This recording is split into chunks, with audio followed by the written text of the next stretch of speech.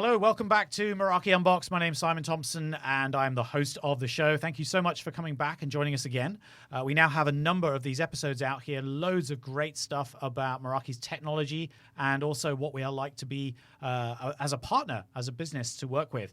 And today, we're going to get into one of the technology areas of Meraki. It's actually a 100% software-based technology we call Systems Manager. And we're going to learn a little bit more about that today and also about where it's going, how it's been evolving over time, because there's a lot going on with this particular product.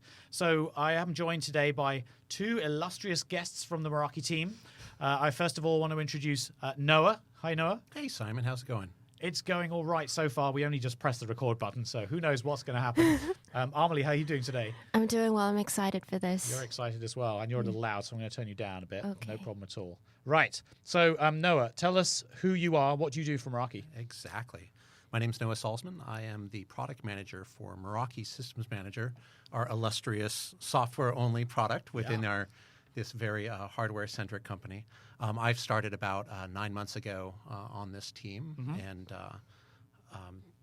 really having a fun time helping guide the product forward and do new things, and hopefully we'll dig into a lot of them today. I think that's the goal. That's certainly what we're aiming for. So what's your background? Where did you, how did you come to Meraki? Good question. I guess that does matter, actually. It's all Silicon Valley. I actually am a Bay Area native and have been working on endpoint management products for the last decade. So Systems Manager is something very near and dear to my heart in that we have all those wonderful, expensive little devices out in the world we all hold, and we want to make sure that we can manage them and put apps on them and know where they are, and that has been my life for a very long time now. Absolutely. Awesome. So that's obviously a very good CV or resume, as they say here in the United States. Amelie, tell us about yourself. Well, Simon, you must know me pretty well because we used to work together on the same team. Yes, I remember. Yes, you remember. So before I went on to product marketing, which is what I'm doing right now with Systems Manager and some of our security solutions at Meraki, I was doing sales. And that really got me to understand what customers and partners are looking for in the Meraki suite of solutions. So, and that got me interested in product marketing, and now I'm working, closely with Noah, and really excited about endpoint management in particular because it's so different from what we do here at Meraki. Yes. Right. And actually, I think this is the first time we've had both a product manager and the product marketing manager that works together with them in the room together. And actually, that's a nice opportunity to sort of mention how we tend to do things with product marketing here, which is where we do try to have that really close working relationship, product by product, between the two, so that really there's this great interchange of ideas and really you're sort of leveling up the way that we tell the story about these products. And there'll be a quiz at the end of the podcast where you can tell the difference on the difference in style, who's marketing and who's not marketing in the conversation. Okay. Well, we will put that to the test as we go through. So, all right. So let's get into Systems Manager. This is a product which started life. What year was that? It was 2012-ish. Yeah. And I vaguely remember some kind of interesting story about how it got started. So do you remember this one? The story's actually fabulous. So Brett Hull, our Chief Technology Officer now, was one of the first Systems Manager engineers. And it started out as a utility. We were, of course, selling tons of wireless devices, and everyone wanted to know, well, what is the health of my wireless connection? And the best way to do that is to have a piece of software running on a phone or a laptop, and that's what they built. And that slowly over time became a much wider used product. And eventually, I think 2015, we started selling it. So up until then, it was actually just a free product. Right. And so it really has evolved over time to from what it was initially. And I think I also heard an interesting story that it was the first ever version of it was coded in some crazy short period of time. Did you hear that one? Meraki has done some amazing feats of engineering. I don't actually know the specific duration. It was something like a weekend. It was a weekend? The first ever version, this time may have gotten shorter since you've been here longer than I have, Simon. I think I heard 2 weeks at one point. But yes, they had a great start in that early on, it was looking at, hey, we can solve this problem quickly, get the product out there. And things are a little different now, right? We have thousands of users, and we're on over 10 million endpoints. So we have to do things a little more slowly and carefully than perhaps we have in the past. Right. Yeah, I think that's just a natural evolution for a startup, right? From the sort of scrappy, evolving your product every 5 minutes, and now it's a lot more of a sort of stable beast, if you like. We still love the minimum viable product mantra, though, right? Amelie comes to me sometimes and says, Yes. what the heck are you guys doing? How am I supposed to, this feature is quite narrow in scope. So yeah, we still try and keep that for certain things and delivered in certain ways, the idea that we can actually get a feature out really quickly and simply, and if that solves a need, then we will do it. Right. And this has been something as well, which is, although the product name hasn't changed, Systems Manager has stuck with it right the way from its inception, but the way we describe it and the terminology that the industry uses has changed a lot. Right? Yeah. And I still, to this day in 2019, I'm still confused about which term I should be using to describe this. Let's go through some of the ones that folks who are listening might have heard. Amelie, what are they? So probably the most popular one is MDM, MDM. or Mobile Device Management. Excellent. You remembered it well. Yes. I'm in this space, so I have to know. It's almost this. like that's our business.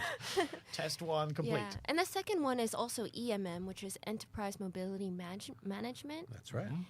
That's a mouthful. Say that 10 times fast. Yeah. I mean, they all have 3-letter acronyms, so that's easy to remember. And then UEM, Unified Endpoint Management. That's right. Yes. Yes. And we've gone through all differences around which ones we're supposed to use. So tell me what we should be describing this as today. Well, actually, I don't think any of those really match what we're trying to do. You've just given away Act 3, though. Oh, we want to do this? Let's do a teaser. Yeah. So I think we'll save that one for the end, because the direction we're headed in really.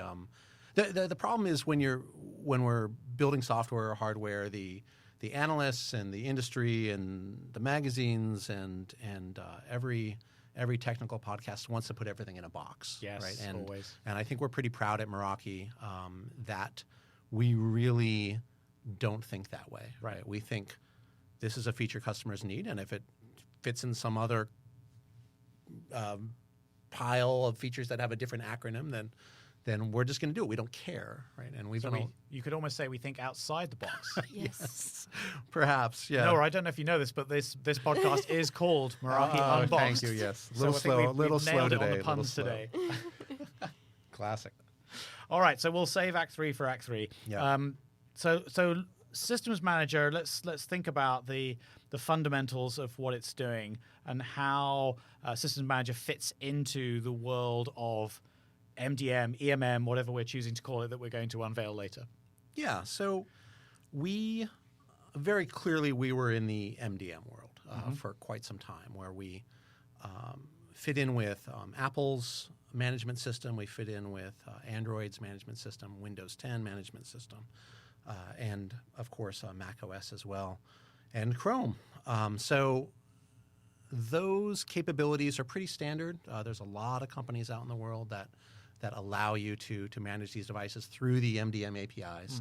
And we do that quite well, and it is a huge part of our business. But what we've done over the years, and something Amelie and I are constantly trying to convey to the world its power, is we've spent a lot of time integrating with building features that integrate the control over the endpoint, the phone or the laptop or even a desktop computer, with the Meraki network technologies. Okay. So we've really spent a ton of time talking to our customers and figuring out, it's not an MDM feature. What it is really it's the looking at the network devices and the endpoint devices as one whole, one part of your business. Okay. And how do we connect those and manage those and make those work? So that's really the part that while we've historically had a ton of MDM features, these other features, which we call Sentry, if you look in our dashboard, those Sentry Wi-Fi and Sentry VPN and all of those together are, in a way, sort of our secret sauce, and that's what we try and tell the world. Yeah. I think one of the things that would be maybe interesting, I'm sure that we have a mix of folks listening to the show, and some of them will be very familiar with this. Some of them, they may be focused more on the network itself, the underlying infrastructure, and maybe less familiar with the concepts of MDM. Let's just call it that for now. So why do people want to do these things? I've got a smartphone in my pocket. And right, why doesn't it just work? It's my device. Yeah. And we've heard of BYOD, forever and a day, bring your own device. But there's a difference, I guess, between devices that people own themselves and devices that IT organizations provide. You know, what is the fundamental problem that we're trying to crack, and how does it benefit IT organizations? Yeah, why don't I'll jump in real quick, and then and Amelie's been working a lot on how we explain them. Sort of this fits into the security world, so I'll let you jump in there. I'll just start out with sort of the basics of control. Right, Yep. We have tiny little mom and pop shops that have 10 devices, maybe 100 devices. We have large enterprise that have tens of thousands of devices, but it's all about where's my device, what is running on it, what applications can I put on it, how do I lock down that device to match what my company needs? Because a lot of our customers need very, very simple sets of policies on their device. They might say, this phone, I just want to make sure it's not jailbroken, and I want to know that it's within 100 miles of my business, and then I'm happy, right? Whereas our large enterprise customers are slapping down very tight VPN configurations, or have a list of 100 apps they might need on the device. But it all comes down to being able to actively control the phone or the laptop or the desktop computer, apply a configuration to it, know where it is, literally like physically in the world. If you have location services on, I need to know that device is at my school or at my headquarters. And then finally automating all of this together. And then a lot of that is just operational management, but the security part is the part that we've really been interested in and digging into. Yeah, thanks, Noah. Yeah, so on top of like all the visibility and control you can get from devices, I think one of the biggest things that Systems Manager solves or helps in solving is the idea of security. And network security is so important these days. I mean, you have everything from your firewall to cybersecurity solutions. But people sometimes forget that because there are many devices floating around in our network, those are all vulnerable to threats that could be coming from any direction. And with so many different kinds of use cases with these devices, whether it's bringing your own device and accessing corporate assets, or bringing your own device to just do whatever you want on your personal device, everyone has a different need. And so the IT admin's job becomes very difficult, because we want to provide our end users everything that they need, but we also have to make it secure. So Systems Manager is able to solve those problems by ensuring that we always know what the device posture is. And Give us an example of device posture. So a posture is basically the status or the position of your device. Is it jailbroken? Has it gone outside of a GPS coordinate that I deemed it as compliant? Right. And so by knowing the device posture and automatically knowing that every time, an IT admin has visibility into that device and then can now push out security policies that make the most sense for those devices. Right, and a security policy, just to continue the illustration, let's imagine that a device goes outside of a specific geo-location or geo-bubble. What do we call that again? We have a term for that, don't we? Geofence. A geofence, thank you. I don't know. A geo-bubble sounds pretty cool, though, let's be honest. I want a geo-bubble. I won't comment. Oh, dear. Perhaps it's time for me to move on from marketing, perhaps. Yes. Okay, so they go outside of a geofence. What happens? So then the device will alert Systems Manager, and on the Meraki dashboard, you'll be able to see, that device is outside of that range, and now that policy will show me that it's no longer compliant. Right. And then we can go to the next step, which is actually change what we do with that device. So we could actually tie that action to locking the device if we wanted to. We could put in loss mode. Right. We can wipe the device if we want to. So it's that stage of identify the state you want the device in and all the policies that Amelie just described, and then do something about it. And of course, when you're dealing with anything over 10 devices, right, all that's got to happen automatically. So we'll get down way into the weeds now. I'm sure all of our network admins who are just MDM curious rather than perhaps ready to purchase are now going to glaze over. But we'll get into a very hang in there, folks. Hang in there, right? So tags. So anytime you're dealing with whether it's 100 Windows laptops or 50,000 iPhones like we have at Cisco itself, the problem is that all of that has to be automated, and you need to group each of those devices. I want to know where the marketing devices are. Clearly, we need to knock those down. We don't trust you guys to to manage your devices properly. We certainly shouldn't trust me. But sales, marketing, if it's a retail point of sale kiosk device, all have different needs and different profiles.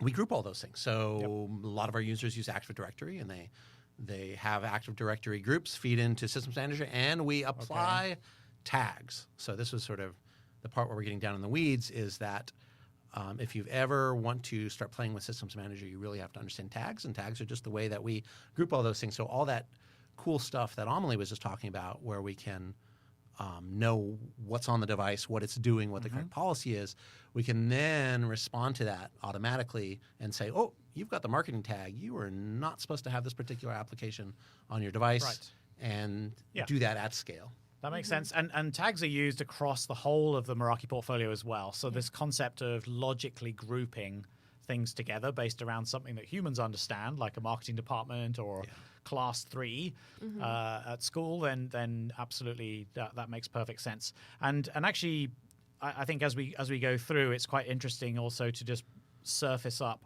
some of those use cases we know about, and education, I think, is one of the biggest users of this. I don't actually know what the balance is, but most of the conversations I've had, about a quarter of our customers are in K through 12 or higher education. So it's a big chunk. That is a very big chunk, and so they have so many use cases for this, because the kids get given devices for their classes and that kind of thing, right? Right. Yep. And also they might rotate devices with students. So, one device could be shared amongst multiple types of students.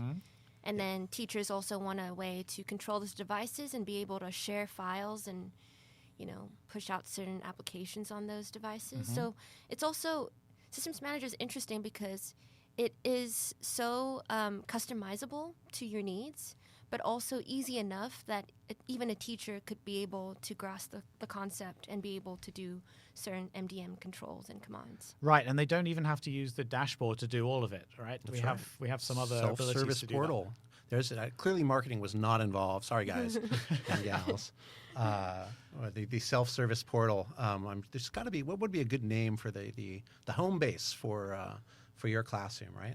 If we're gonna, and thank you for mentioning it. It is something that in those classrooms, it's actually amazing. If we're going to jump into education for a bit, the Apple and Android world is there's just this panoply of apps that they have at their disposal, and there's tiny little homegrown projects that people have done, and they end up in the schools. And when you're dealing with a K through 12 school district, there are thousands and thousands of apps they have to manage. So what they'll do is they use tags to say, this iPad is a grade 5 iPad, and it is gets this set of applications automatically delivered to it. So once again, tagging being our solution for removing that work that folks have to do. And yes, self-service portal is a way that also, if you don't want to prescribe what apps get on a phone or on an iPad or some other device, Chromebook,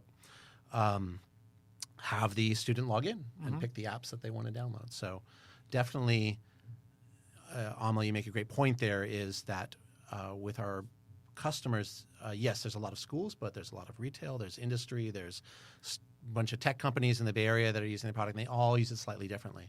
We have customers that use us just for Windows laptop inventory, right? It's just not not something I expected when I came into the job. It's like, oh yeah, Meraki, I use it for wireless. Why wouldn't I just also use it for managing my Windows laptops and getting a wireless configuration to them? Right.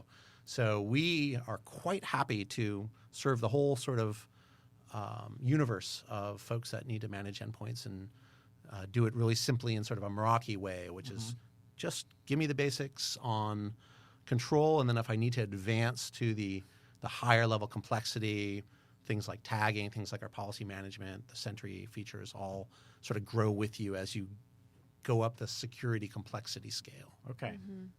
So that makes it a product you can grow with based on your use cases. And I guess one of the things I was wondering as well is how today's evolving networks, some of the trends that we're seeing, that are helping to push the development of this product over time. How would you go about describing that? I'll take a first stab. Yeah, go for it. We're all friends here. That's a big question. That's a big there. question, and I feel like Noah can go into really deep weeds there. So I'm just going to take a stab at that. So the first thing is, look at ourselves. Like, how many devices do you have at home? Gosh. Just yourself. To connect to the Wi-Fi? Yeah. Oh, gosh. It must be like 7 or 8, I imagine. 7 or 8, yeah. Amateur hour. I'm don't not have a over teenager. 10? Yeah, exactly. And sometimes I see you having, like, multiple phones, too. Yeah, I have a phone problem. I'm always changing my phones. And Exactly. lots of devices. So imagine if there are a billion Simons in this office right now. What a scary thought that would be. That would be a lot of devices. Yeah. So I think that the biggest trend is that everyone now has at least, if not 1, but 2 devices at any given time. And we always want our devices connected to the network. And maybe we want our device to be connected to the corporate network when we're at work, but we also want it to be connected to, say, the simple guest Wi-Fi, because we want to do things that are more private to us. And so with all these needs and the number of devices, that's how the involvement of our network is becoming. And that's why it's so crucial to have, let's say, an MDM solution in place. Right. And beyond that, if you just look at security breaches, I think IBM reported this year that $4 million is the average security breach. Okay. And that in terms of successful breaches, 70% of those happen on the endpoint. Wow. Yes. Okay. So the devices themselves are opening up vulnerabilities, and we are trying to fight that essentially with this product, among others. Yeah. And it doesn't become any easier because, if you look at network admin teams, endpoint kind of comes down into the network admin's job. But then you have to think about security teams. Security teams now also have to take into consideration endpoint security. But those teams technically do not fall under the same umbrella.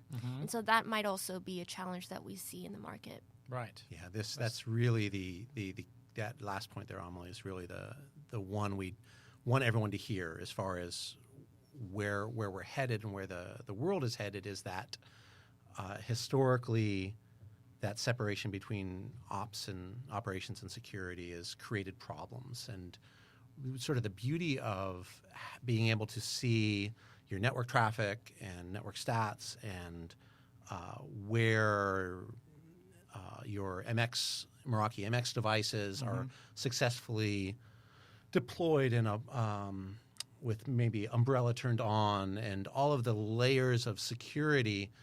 You also want that operational control over the devices in the same world. So you don't have to go to 7 different sources of information to figure out how to deal with that problem that Amelie just laid out.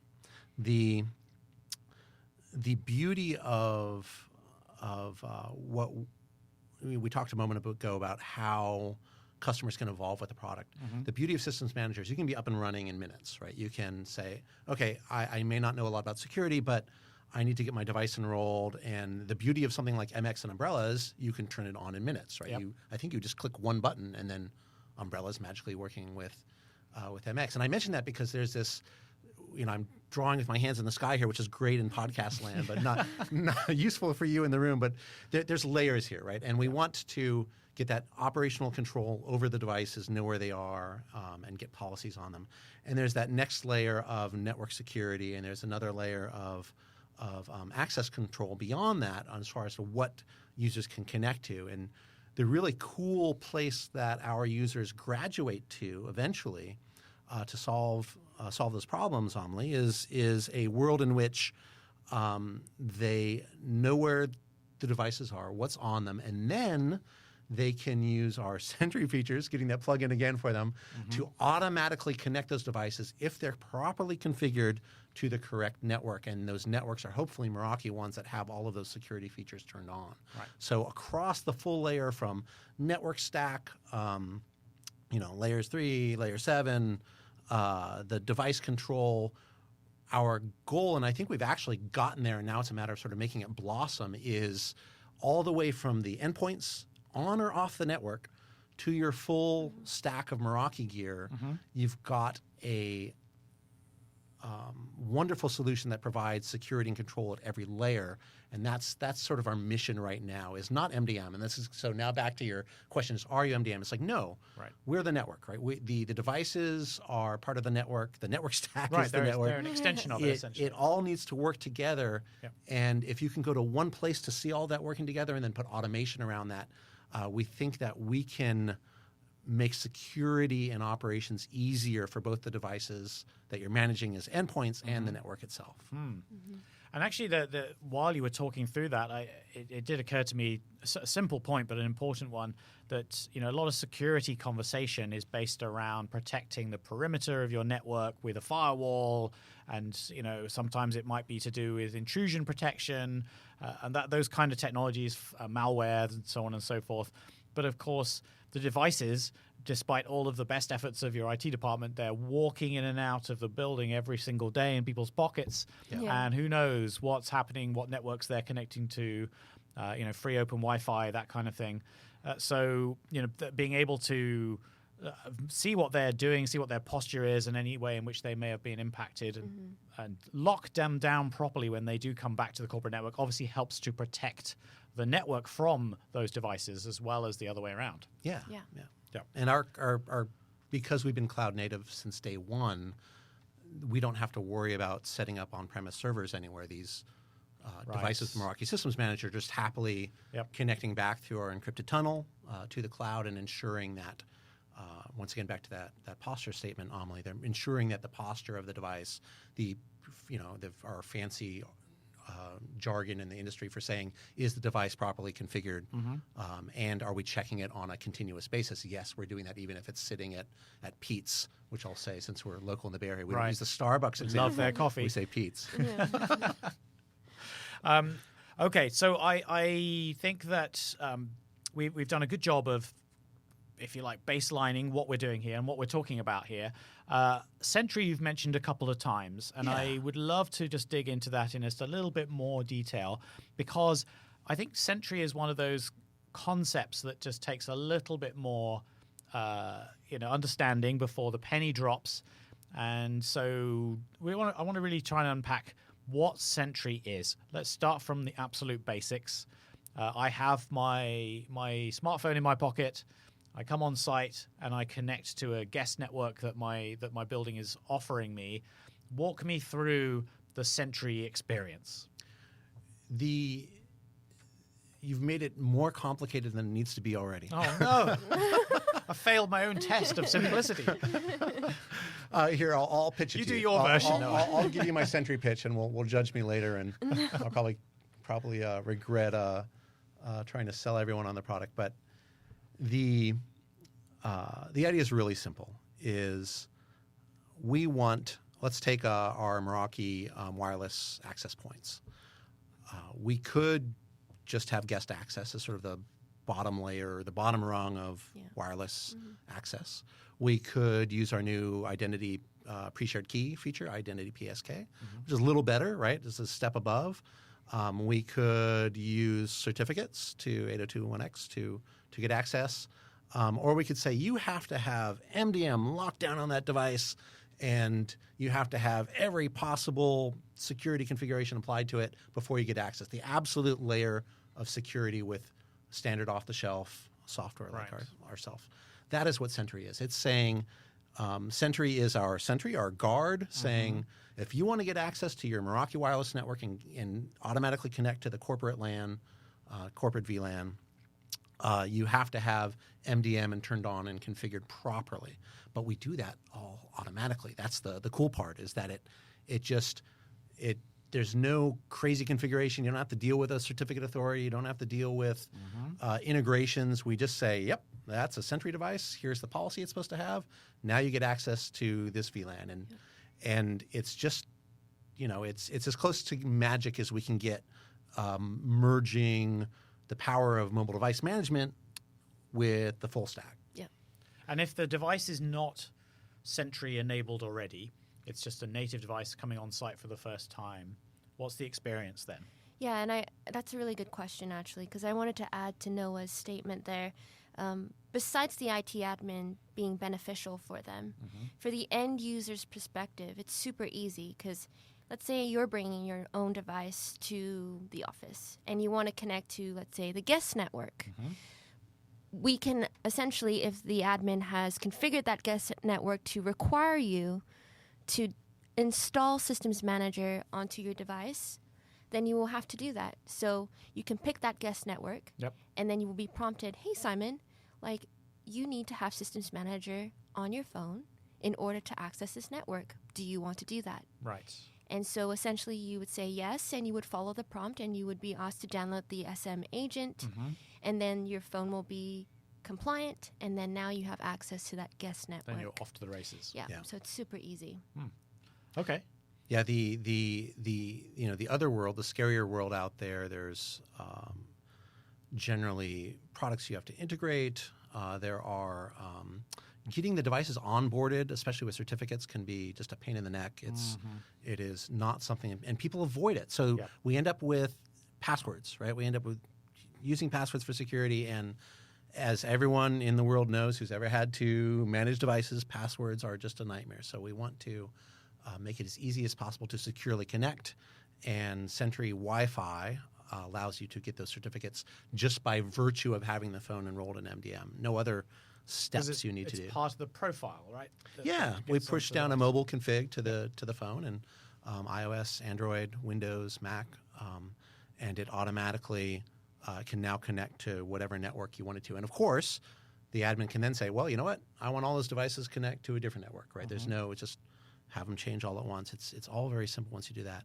The other key part of Sentry, which I hope you'll ask about, you were going to ask about the other parts, right? I wanted to ask about the other parts of Sentry, Noah. Thank Please you, tell us Simon. about I'm those. so glad you asked, because I Can you totally tell this is all entirely natural, I folks? had totally forgotten about that. Yes, we have other Sentry features, not just Sentry Wi-Fi. So there's the next, of course, important big step as you're setting up your network, small or large, is how do people get connected when they're off the network using VPN? So in the same way that we can automatically have a profile applied to Amelie's phone, Simon's phone, Noah's phone, we can apply a VPN configuration. So once again, automatically connect to your MX device that has VPN set up or other VPN configuration. The goal here, once again, Sentry is just a name for that set of features where we're automatically applying configuration to the endpoint so you can get automation done and take care of network security. Right. Sounds like that's a really good way of making sure that things behave the way you want them to, rather than leaving it to chance. And I think the point you made about password management definitely resonates. I think, let's be honest, there's a lot of IT admins out there, and I think I was one at some point where you're basically seeking the path of least resistance in life because you have so much to deal with, and so password management is an absolute nightmare. Whether it's for the front desk people giving it out to daily users or just for regular users, but certificates also are not easy things to manage. Right. Anybody who's played around with certificate administration will clearly understand that. Anyone who's listening, but the Sentry thing essentially eliminates all of that complexity. We hide it from you. Yes, it's Amelie, you've done the setup, right? Did you ever have to install a certificate authority? No, it was super easy. I mean, I don't even need to know what a certificate authority is. It's just it just magically happens. Yeah. Yeah, it is a very nice way to get a level of security and efficiency that just happens by a few clicks in the console. Right. So I think of it as like on your iPhone you have your thumbprint as the a Touch password. ID the thing. Touch ID thing. Yep. I think of a certificate like that. Right. Yeah, Okay. super easy. I don't need to keep changing it. I don't need to keep figuring out my it's password. just intuitive because Yes. it just works. It just works. There we go. It just works. Sounds like a very good tagline. It just works. I don't know who came up with that idea. It's brilliant. Okay, so I want to just move the conversation on to some of the more recent stuff that we've been doing. I've been hearing both of you talking at various times about this thing called trusted access. Yes, I'm Yes. really excited about this. This is the Yes. new hotness in the world of MDM, right? Yeah, I Yep. think Noah and I are excited because it's going beyond MDM or EMM or UEM, whatever you want to call it. Right. And I think it's going to interest new types of audiences into the Meraki family, I think. Noah, do you want to Yeah. talk So about... let's dive into trusted access. So first and foremost, as we go out in the world and describe this, and as you, Amelie, tell everyone what it is and communicate to them what it is, it's really important to make one key point up front, which is this is just part of Systems Manager. So Right. if you want to you want full MDM on devices, you buy a license of Systems Manager. If you want all these cool things we just described as Sentry, but you want them on devices that you're not going to enroll in MDM, and I'll explain what that sentence means in a minute. Okay. If you want them on just random devices, so what is it that I want? I want that cool thing you just described where you get a Wi-Fi configuration to my device, certificate-based access to the network, no passwords involved, or let's say in the future a VPN configuration. I want you to do that for devices that I don't have connected to MDM. And That's a big deal. this is a big deal because we, for the entire life of our product, have always said if you want to do something, you've got to enroll your device in MDM. So there's probably a bunch of you on the phone that know exactly what this means, and I'm going to explain it for the other folks who are listening that need to understand why that sentence is really important. Everyone's got a cranky man or woman in the office who is not going to allow you to put MDM on their phone because when you enroll in MDM, it says Cisco, if you were doing it at Cisco, or if you were doing it at Widgets Incorporated, it would say Widgets Incorporated can wipe your phone, can lock it, Can and control it, can Right, see because everything. MDM does Yeah. let you do that Yeah. potentially. MDM is full control over the device. Yeah. And there are a lot of devices out there that are owned by individuals, not the organization. And they're like, nope, not going to do it. Not going to happen. I'm not going to give you permission to wipe your phone. So those people exist. And that's totally fine. That's the way the world It's is. their device at the Yeah. end of the day. We also have a lot of customers with like, I don't need MDM. I just need these devices. Please just connect them to the Meraki network. I don't want to deal with anything else. I just need them. I know what the device is. The person, if they can just log in and get their credentials, they'd be happy. And that's why we built this feature. It's basically delivering a configuration to the device after the user has authenticated. So the user has to prove who they are. Right. That's where the trust part comes from. Yep. And then they get access to the network. So it is a great way for either those BYOD phones and laptops, for organizations that might have visitors coming on site that only need access for 30 days, 60 days, 90 days. You're not going to enroll those devices in the full-blown mobile device management. It's a great way to solve all the problems of having to configure those devices, because in any other world before this existed, you'd have to oh my gosh, how am I going to get I've got to generate a certificate for this device. How am I going to do that? How am I going to get it to the device? How do I know it's a trusted device? So we're super excited about this because it opens up a whole new world for our customers that before they just ignored. They either had to go use another product, or they had to do it on their own, or they just didn't do it. And normally what happens is they just don't do it. Right. Right? Yep. Just Yeah. leave it open and have it as a guest network that's maybe on a separate VLAN and just doesn't get access to all the resources, because that's the Right. key thing, right? We want to be able to provide access to the resources for the right people. Yes. Yeah. And this is like a leave no trace kind of option. Is that Yes. right? Do I Yeah, get that yep. right? Yeah. So, You mean leave no trace behind? well, so what you're saying is I don't need to install something onto my device. Yes. Okay. Yes. I thought you were talking about like some fugitive that was disappearing into the wilderness with their secret VLAN. All right, feel free not yeah. to use that in your marketing. Yeah. then. Like, Yes. No. That is the goal. Is there's no application install. The process is really simple, which is every business already has a identity store. You log in. Yep. you using your credentials already given to you by the organization, and you have to gotta follow a couple prompts, on the little website, Yep. and download a certificate. And Apple makes you jump through a couple hoops. It's not that bad, It's though, right? so easy. Yeah. I Right. mean, if you know how to use a phone, I think you can walk yourself through this. Oh, process. that's everybody on the planet. Good, Yeah. good. And I do want to correct myself since we want to be really clear on here. Android, you do need to download an application. Okay. Apple, you do not, because Apple builds in the tools that we need. Google, if you're listening, please add those tools to Android. So yes, you do need to have an application on Android to get this started. But I think Android has always been more of a challenge because there's just there's so much potential reworking of the Android operating system. That's the whole point of it, right? Not much trouble, though. You go to the store, you download the Meraki app, and make it happen. So we're seeing, when we go out in the world and talk to people, Yeah. they are excited about this. We want everyone to try it out. Well, it sounds like the true, because I've been hearing the term BYOD, bring your own device, for longer than I've been working at this Yeah, company me and too. longer than I've heard of MDM. So it's been in this IT vernacular for a very long time now, and it sounds like this is the real deal for BYOD. It is. Is that a fair assessment? I would say so. I think that is fair. The problem in the past has been that it was too complicated to stand up all the pieces you need to get certificates, 802.1x access, and so people didn't do it. And or even worse, you talked about getting access. The whole point of this, right, is to get access to the network. Or they used insecure methods and gave people access to the network. So now, we have someone over in the corner who's maybe using those credentials on a device that perhaps they shouldn't be doing that. We want to avoid that. So this way we can bind the certificate to the device and make sure that the access is, that device gets access and other devices do not. So it opens a whole new world for us because now we've established that connection, even with the devices that aren't under control.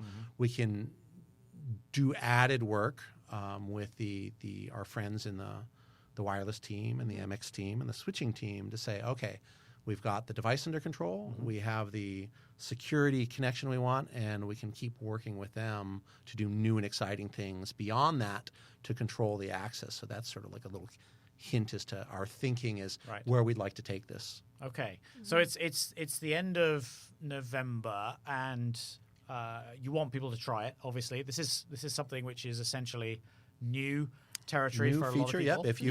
If you're an SM owner, you have access to this today. If you would like to try it out, we do a free trial, so you can just go to our website, download follow the steps to do the free 100 trial, and it will be in there. You get the full product, and you can try it out, or you can work with your salesperson or reseller, and they'll happily set you up with it. And actually, Systems Manager is one of the coolest ones to do a free trial with because there's no gear, there's nothing, you don't have to wait. You can do this entirely spontaneously at the end of this podcast, folks. You can go straight on. If you don't use Systems Manager today, you can set up a free trial and be up and running in a matter of minutes and try out all these features, including this trusted access. And if you have questions, come over to the community site. Or obviously work with your sales engineer or salesperson or reseller.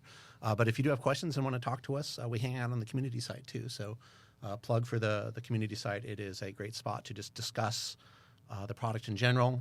And not a good place to go to if you need support issues. Please go to our wonderful support team. But you can say that as much as you like. It's still going to happen.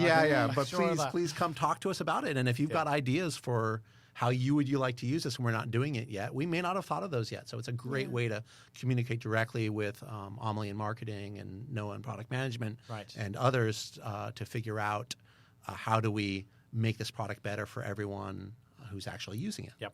And I do think that's worth reminding folks as well. It's one of the key aspects, I think, of Meraki that I've always loved since I joined the company, and that's how easy it is to get feedback directly to the people who can make a difference. So obviously there's the Make-A-Wish box. Those of you who already use the Meraki dashboard will know that very well, I'm sure. But the community is another avenue for doing that as well. And, it's, rather than that being staffed by faceless individuals who you would never know or know what they do for the company, we do have product marketing managers and even product managers from time to time, diving into the community to see what people are saying about their products. It's a fantastic way to get feedback from the people who are actually our customers. And we like to think that we have a pretty good idea of what folks are trying to do, but there's always something we can learn. Yeah, Yeah, it's exactly. really a great resource. The other the Make-A-Wish feature is something, believe it or not, we do read in Yes. product management. That's right. The problem is there's So many. maybe 100 a day, right? And so people even, love this even if I product. wanted Yeah. to respond to everyone, I can't respond to everyone, right? Yeah. So I do respond to them. It's sort of a special treat for me when I can answer one of those. But if you go to the community site, you can do both. Please do both. But if you do go to the community site, the nice thing there is we have some amazing Meraki users that will get to the question long before I can get to Yeah. it. So Yeah, it's- you get direct feedback from peers like yourself that are actually using the products. So you're connecting with Meraki people and also our customers. Yeah. Yeah. There's no better way to learn some best practices than to just share what you're trying to do, what you're trying to achieve. If you haven't figured out the right way to do it, there's always somebody there who's already done it before. This is a great way to get educated. I still use it myself quite frequently because I've heard a lot of stories about how people implement stuff, but it keeps changing. It's evolving over time. And new features like this trusted access will make some changes to people's practices, their processes, and how they keep the lights on. Exactly. And as I mentioned, I sort of hinted at where we're headed with it. A lot of that is getting out early features into customers' hands. Right. So the community site's also the place we want you to go to see where a beta is. So Amelie, you So, posted for it. example, for Trusted Access a couple months ago when we were still in beta, or we were still in beta, I posted something like, hey, for anyone who's doing iOS or Mac OS, we have this beta feature, sign up, talk to me, and we got those customers to trial it out, and that was a great thing for our team because we got feedback, and also it allowed those customers to kind of have a sneak peek at what we're working on. Oh. So there's no excuse really. This is if you're interested in Meraki. I mean, I say I'm a little biased, but if you are interested in Meraki and you want to get the inside track, clearly community.meraki.com Yes, is the please. place Come to visit go. us. Come hang out. Okay. Yeah. So what's we'll start to sort of move things to a conclusion, I think. But I'm sure that there must be something that we haven't covered about what's on your mind for this product and how you see things shaping up for the future. Any thoughts around that at all?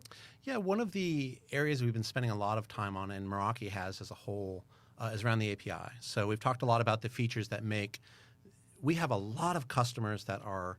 You mentioned earlier, Simon, was the single IT admin, right? In fact, I think you might have outed yourself as a former IT admin. was one of those I guys did not once. know this. I want to hear this story, but perhaps a whole other podcast for that. Those folks that have to maintain a whole shop by themselves, we think about all the time. We are trying to make the product as easy to use. All that automation in the Sentry features is geared at those individuals that don't want to spend time doing all that configuration and want the Meraki path of please just make it work the first time I click the button. However, we have tons of customers that have 5,000, 10,000, 50,000 endpoints in their environment.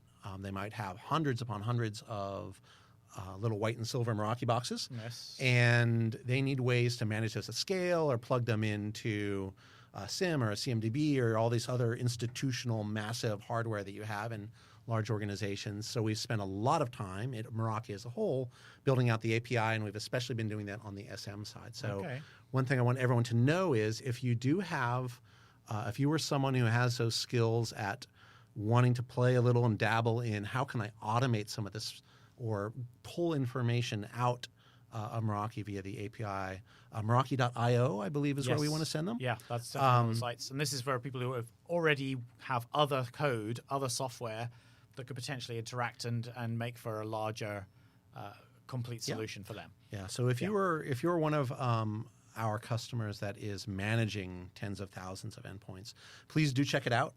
It is something that we are expanding on, and we really see a lot of possibility there for plugging into those large enterprise environments. So there's more that we need to do there. We don't have every possible feature in the Systems Manager UI as a API endpoint yet, but it is something we're spending a lot of time on, and we see a lot of promise there. Okay. And we would love to. I mean, that's another great use for the community is let us know what the applications are and the things that you want to be able to do with that. I think that's great learning for us. So, Amelie, as far as Systems Manager is concerned, I'm sure that we have a few people on the podcast who maybe use our Wi-Fi solution. Maybe they've got our MX for security, but they haven't ventured in this direction yet. So where do they go to find out more, to kind of recap on what we've learned today? What resources do we have available to them, and what steps would you recommend for them? All right. So for resources, I think if you don't know anything about Systems Manager, then I would highly recommend Listen to this podcast again? Yes, the podcast is a great way to get introduced. But also, if you want to get something for free, like 20 free SM licenses, you can jump in on a webinar that we have on demand or webinar that are live. That's Introduction to Systems Manager. Yep. Good intro. And then after the webinar, you're eligible to get 20 free licenses. And then the next step after that is probably connecting with our Meraki sales team so that you can actually get in contact with someone a little bit more technical, like a sales engineer, to kind of go through any questions or problems that you're facing while you're trialing out the free Systems Manager licenses. And once you get connected to that, you're either sold on it or you're not. Right. That's the whole point, right? But at least you got something for free, which is great. Yes. But that's what I envision for Systems Manager. And of course, we have the Meraki blog, where we do talk about new releases or new features or updates. Yep. Sometimes, myself or Noah or some other product specialist on the SM team write blogs to let you guys know what's coming or what new feature was enabled. Right. Yeah. But you glided right over it, but check out Amelie's webinar. So there's the on-demand webinar for Systems Manager. If we have piqued your interest, it is worth checking out because you go right through the whole product there. Yeah, and you also get to see a demo. So that's also one thing that the podcast doesn't really do, which is an actual look into the Meraki dashboard, which is actually the management interface that customers use, right? So that is one additional value of those webinars. I think it's a good test for us because we're so used to doing these demos and showing this dashboard. To be forced into an audio-only format really makes us think about how we're going to bring this to life for the people. It's who are honestly brutal not being able to exactly. to click and show someone something. Got to beat that out of us, and we'll get better at describing things for you. Right. I think maybe it's time to start a video podcast or something as well. I'm sure the answer to that will be yes. We're going to find some time to do that as well. Yep. Okay, we're going to wrap things up. Thank you both very much for coming in. Thank you, Simon. Thank you, Simon. These are great fun, aren't they? Yeah, they are. It's a good conversation. I always learn something through doing it, and hopefully you all have as well who've joined us. We do these every 2 weeks. And so typically on a Wednesday, I'll press that magic button and publish a new episode of Meraki Unboxed. And so we'd love you to obviously subscribe and make sure that you get those automatically pushed out to your managed device. That's right. We'll push down all the. See what I did there? What we should do is we should just force this podcast onto all of our customers' devices. Wow, we interesting could do concept. that. Can we get approval for that? We could do that with Systems Manager. Push out this link to anyone that downloads the SM agent. So let us know your feedback for that idea at community.meraki.com. All right, so but seriously, folks, I really am trying to make sure that the content that we talk about on these is stuff that you want to hear, that is interesting and engaging for you. If you want us to go into more depth on a specific technical product or on a specific part of the way we do business, that's why this podcast exists. We want to give you a little bit of a window into what happens here. And so I definitely encourage you to reach out. The community we've talked about a lot on today's podcast, but you can also contact me directly on Twitter at Meraki Simon. That's my handle, and you will find me there, well, all day, every day. It's on my managed device. So every time I say device, I'm just going to say managed device now. It's a good little way of getting the pitch in there. So please reach out, say hi, let us know what you think of the podcast, how we can improve it. That's really what we're aiming to do. Otherwise, we'll be back in 2 weeks. So have a great time until then, and we'll see you soon. Bye for now.